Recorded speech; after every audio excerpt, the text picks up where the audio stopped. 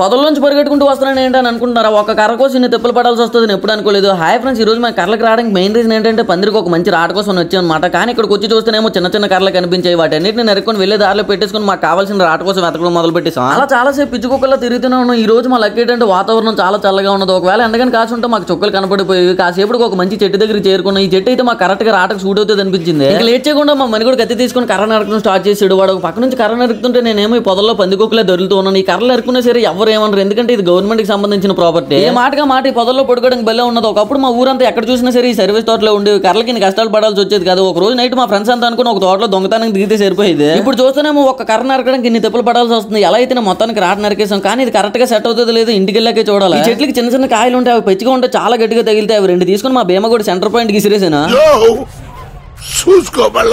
Correct గా వాడు గులాబ్ జామున్ పైన తగిలిసినట్టు ఉన్నాయి. సరే మరి నెక్స్ట్ వీడియోలో మళ్ళీ కలుసుకుందాం ఫ్రెండ్స్. అంతవరకు టాటా బాయ్ బాయ్.